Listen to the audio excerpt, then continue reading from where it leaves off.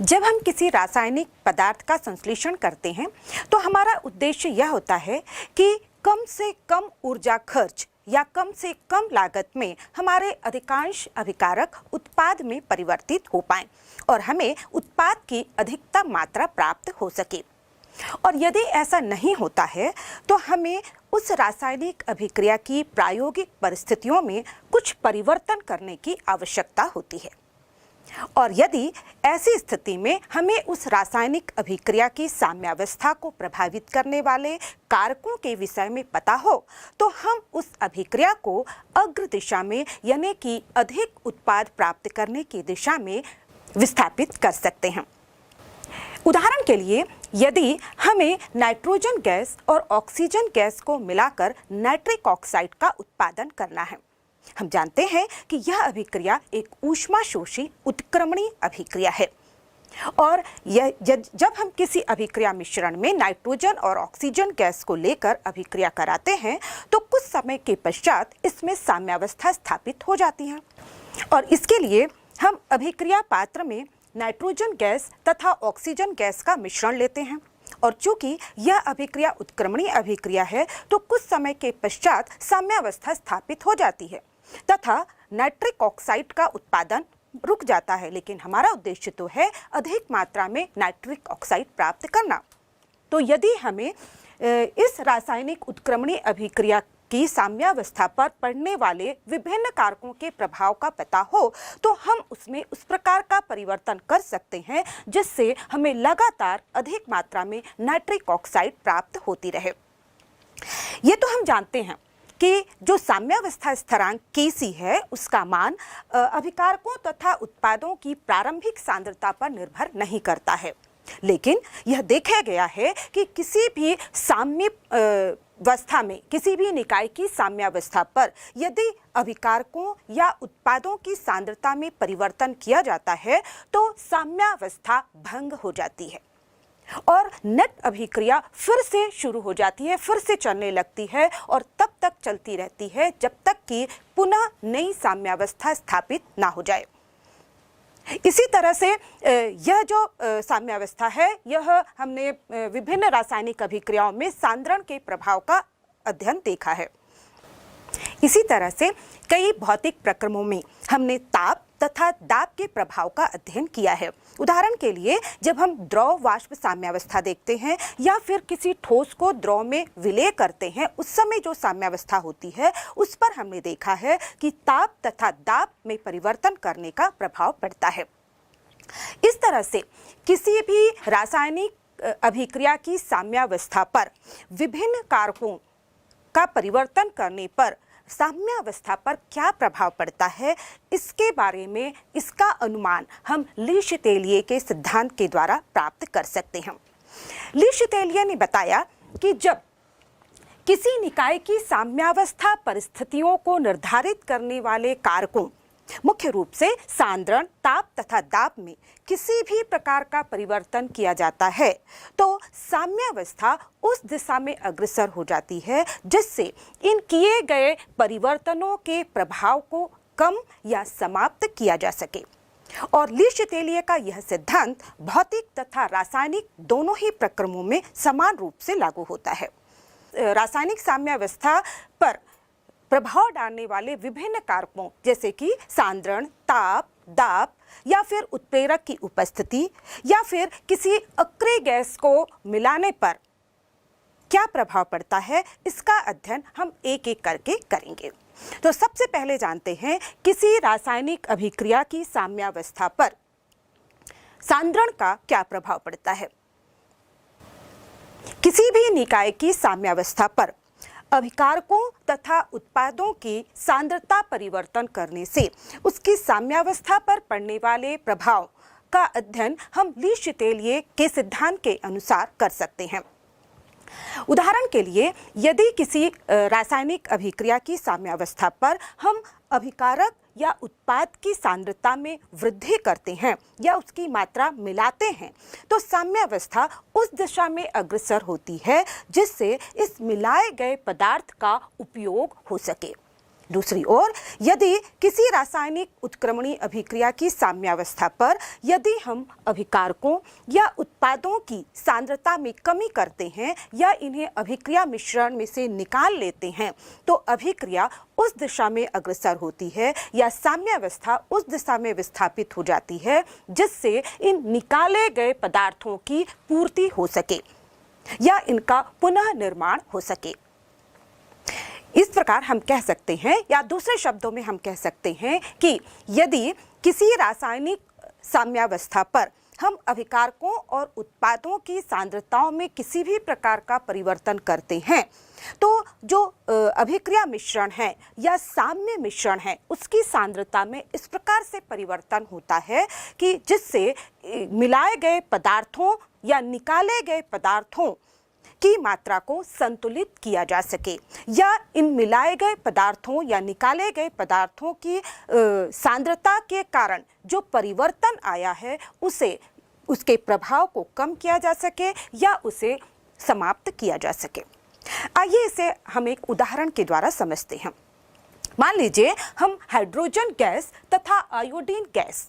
इन दोनों के मिश्रण से हाइड्रोजन आयोडाइड गैस का निर्माण कर रहे हैं। हम जानते हैं कि यहाँ पर हाइड्रोजन के 1 मोल आयोडीन के 1 मोल से क्रिया करते हैं तथा हाइड्रोजन आयोडाइड के 2 मोल बनाते हैं और इस अभिक्रिया में कुछ समय के पश्चात साम्यावस्था स्थापित हो जाती है। जब इस अभिक्रिया में साम्यावस्था स्थापित हो चुकी है उसके पश्चात यदि अब हम इसमें हाइड्रोजन की कुछ मात्रा डालते हैं तो यहाँ पर लीशतेलिये के नियम के अनुसार अभिक्रिया उस दिशा में अग्रसर होगी जिससे इस मिलाए गए हाइड्रोजन का उपयोग हो सके। स्पष्ट है कि यहाँ पर अब हाइड्रोजन आयोडीन के साथ मिलकर अधिक मात्रा में हाइड्रोजन आयोडाइड बनाएंगे और इस तरह से अभिक्रिया अग्र दिशा की ओर विस्थापित हो जाएगी तथा साम्यावस्था भी अग्र दिशा की ओर विस्थापित हो जाएगी। यहाँ पर हम बता दें कि इस प्रकार से जो नई साम्यावस्था परिस्थिति उत्पन्न होगी उस समय जो अभिकारकों या उत्पादों की सांद्रता होगी वह इन पदार्थों को मिलाने से पहले जो अभिकारकों और उत्पादों की सांद्रता थी उससे भिन्न होती है। उससे या तो कम हो सकती है या फिर उससे अधिक हो सकती है। इसे हम अभिक्रिया भागफल के द्वारा भी समझ सकते हैं। इसी अभिक्रिया के लिए जब हम QC का मान निकालते हैं तो यह होता है हाइड्रोजन आयोडाइड की कंसंट्रेशन की पावर 2 डिवाइडेड बाय हाइड्रोजन की कंसंट्रेशन इनटू आयोडीन का कंसंट्रेशन। स्पष्ट है कि यदि यहाँ पर हम हाइड्रोजन की सांद्रता बढ़ाते हैं तो क्योंकि हाइड्रोजन यहाँ पर हर में है, डिनोमिनेटर में है और इसलिए इससे QC का मान कम हो जाएगा और हम जानते हैं कि जब QC का मान कम हो जाता है तो अभिक्रिया अग्र दिशा की ओर बढ़ने लगती है, यानी कि यहाँ पर अब अधिक मात्रा में हाइड्रोजन और आयोडीन मिलकर हाइड्रोजन आयोडाइड का निर्माण करेंगे और यह क्रिया तब तक चलती रहेगी जब तक कि QC का मान KC के मान से बराबर ना हो जाए, यानी कि फिर से एक नई साम्यावस्था स्थापित ना हो जाए। यहाँ पर हम बता दें कि दूसरी ओर यदि हम उत्पाद की मात्रा को कम कर देते हैं, यदि अभिक्रिया मिश्रण से या साम्यावस्था परिस्थितियों से जो उत्पाद प्राप्त है उसकी मात्रा को कम कर देते हैं, तब भी अभिक्रिया की साम्यावस्था अग्र दिशा की ओर विस्थापित हो जाती है। यही कारण है कि जो औद्योगिक परिस्थितियां होती हैं या औद्योगिक निर्माण किए जाते हैं वहां पर बनने वाले उत्पाद को अपने स्थान से हटा देना अब अग्र अभिक्रिया को अग्र दिशा में फॉरवर्ड करने का एक बहुत ही उपयोगी तरीका होता है, क्योंकि यहाँ पर हम बता दें कि खासकर जो उत्पाद होते हैं यदि गैसीय हो या फिर द्रव अवस्था में हो तो उनका निष्कासन और भी सरल हो जाता है। उदाहरण के लिए जब अमोनिया का औद्योगिक निर्माण किया जाता है नाइट्रोजन और हाइड्रोजन गैस के द्वारा, तो उस स्थिति में चूंकि अमोनिया गैसीय अवस्था में प्राप्त होती है और इसे बड़ी आसानी से द्रवीभूत किया जा सकता है, तो जैसे ही अमोनिया बनती जाती है उसे द्रवीभूत करके वहां से हटाते जाते हैं, जिससे उत्पाद की तरफ जो सांद्रता जो है वह कम हो जाती है और इसकी वजह से जो साम्यावस्था है वह अग्र दिशा की ओर विस्थापित हो जाती है। इसका मतलब यह हुआ कि अब नाइट्रोजन और हाइड्रोजन अधिक मात्रा में क्रिया करते हैं और अधिक से अधिक अमोनिया का निर्माण करने लगते हैं। इसी तरह से एक और उदाहरण ले सकते हैं हम कैल्शियम ऑक्साइड का निर्माण। जब कैल्शियम ऑक्साइड जो कि भवन निर्माण का एक मुख्य पदार्थ होता है, तो वहां पर हम इसका निर्माण कैल्शियम कार्बोनेट के तापीय विघटन से करते हैं। और इस स्थिति में भी यदि हमें कैल्शियम ऑक्साइड की अधिक मात्रा प्राप्त करनी होती है तो इसके लिए उत्पाद में कैल्शियम ऑक्साइड के साथ बनने वाली जो कार्बन डाइऑक्साइड गैस है, इसे लगातार वहां से हटाया जाता है और जिससे कि अभिक्रिया क्योंकि उत्पादों की तरफ यहाँ पर सांद्रता कम हो जाती है, इसलिए अभिक्रिया अग्र दिशा की ओर चलने लगती है तथा एक नई साम्यावस्था स्थापित होती है। तो इस तरह से हम देखते हैं कि उत्क्रमणीय अभिक्रियाओं की साम्यावस्था पर यदि हम अभिकारकों या उत्पादों की सांद्रता में परिवर्तन कर दें तो हमें इच्छित उत्पाद इच्छित मात्रा में प्राप्त हो सकते हैं। आइए अब हम रासायनिक साम्यावस्था पर सांद्रता के प्रभाव का अध्ययन करने के लिए एक प्रयोग करते हैं।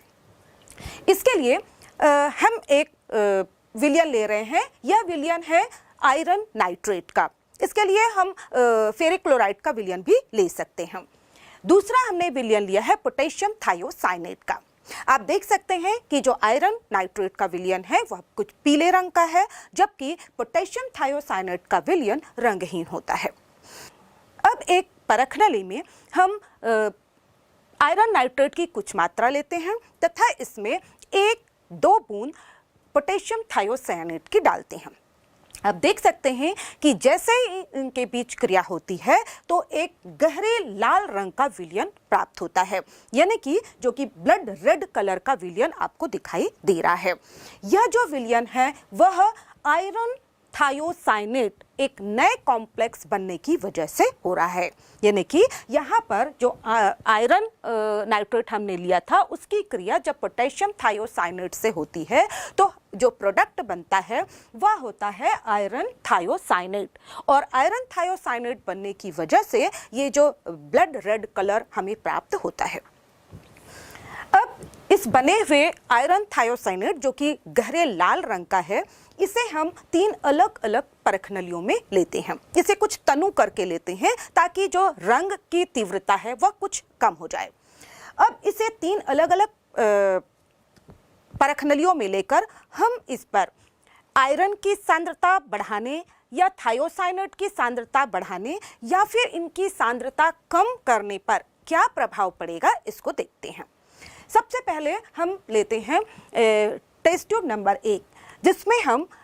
फेरिक नाइट्रेट की कुछ मात्रा मिलाते हैं। जैसे ही हम फेरिक नाइट्रेट की कुछ मात्रा मिलाएंगे, यह अभिक्रिया अग्र दिशा की ओर फॉरवर्ड हो जाएगी और अधिक मात्रा में आयरन थायोसाइनेट बनेंगे, जिसकी वजह से आप देख सकते हैं कि जो टेस्ट ट्यूब के विलयन का रंग है पुनः तीव्र हो जाता है, गहरा हो जाता है। दूसरी ओर दूसरे टेस्ट ट्यूब में यदि अब हम यहाँ पर कुछ मात्रा में पोटेशियम थायोसाइनेट की 1-2 बूंद डालते हैं तो यहाँ पर भी हम देखते हैं कि पुनः हमें गहरा लाल रंग प्राप्त होता है, क्योंकि हमने यहाँ पर अभिकारक की सांद्रता में बढ़ोतरी की है, इसलिए अभिक्रिया पुनः अग्र दिशा की ओर फॉरवर्ड होगी और इस तरह से हमें अधिक मात्रा में आयरन थायोसाइनेट बनेंगे, जिसकी वजह से पुनः जो परख नली का विलयन है वह गहरे लाल रंग का हो जाता है। अब तीसरी परख नली में हम डालते हैं अमोनियम क्लोराइड। अब यहाँ पर जो अमोनियम क्लोराइड है यह काम करती है थायोसाइनेट की सांद्रता को कम करने का, क्योंकि जैसे ही हम इसमें अमोनियम क्लोराइड डालते हैं, अमोनियम क्लोराइड में से जो अमोनियम है वह थायोसाइनेट के साथ मिलकर अमोनियम थायोसाइनेट कॉम्प्लेक्स का निर्माण कर देती है, जो कि रंगहीन होता है, जिससे कि अभिक्रिया मिश्रण में थायोसाइनेट आयनों की कमी हो जाती है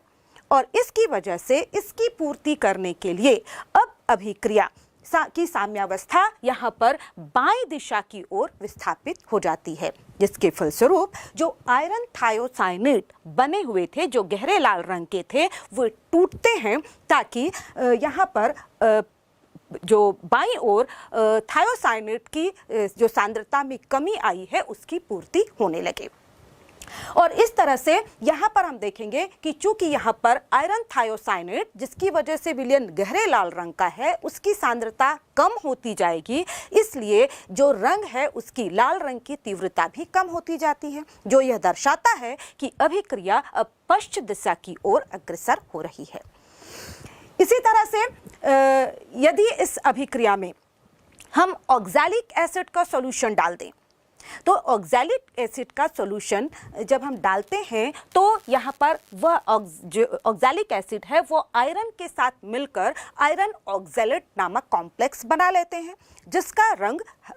हल्का होता है। और इसकी वजह से चूंकि यहाँ पर अब अभिक्रिया मिश्रण में आयरन के आयनों की सांद्रता कम हो जाती है, जिसकी वजह से इसकी पूर्ति करने के लिए अब पुनः आयरन थायोसाइनेट टूटकर यहाँ पर आयरन तथा थायोसाइनेट आयन बनाने लगते हैं, जिससे पुनः साम्यावस्था स्थापित हो जाती है। लेकिन चूंकि यहाँ पर अब आयरन थायोसाइनेट के अणु टूट रहे हैं, इसकी वजह से इसकी जो लाल रंग है उसकी तीव्रता में कमी हो जाती है। तो इस तरह से यह प्रयोग दर्शाता है कि किस प्रकार से अभिकारकों की सांद्रता बढ़ाने पर अभिक्रिया अग्र दिशा की ओर फॉरवर्ड होती है, तथा यहाँ पर अभिकारकों की सांद्रता कम कर देने पर अभिक्रिया किस प्रकार पश्चिम दिशा की ओर फॉरवर्ड होती है। तो इस तरह से हम समझ सकते हैं कि यदि किसी उत्क्रमणीय रासायनिक अभिक्रिया है, उसकी साम्यावस्था पर अभिकारकों या उत्पादों की सांद्रता में परिवर्तन करते हैं तो अभिक्रिया एक निश्चित दिशा में चलने लगती है या साम्यावस्था विस्थापित हो जाती है। आइए अब जानते हैं किसी निकाय की साम्यावस्था पर दाब का क्या प्रभाव पड़ता है। किसी भी गैसीय अभिक्रिया में आयतन परिवर्तन के द्वारा जब हम दाब में परिवर्तन करते हैं तो निश्चित रूप से उत्पादों की मात्रा में परिवर्तन होता है, लेकिन इसके लिए कुछ शर्तें हैं। जैसे कि किसी भी गैसीय निकाय में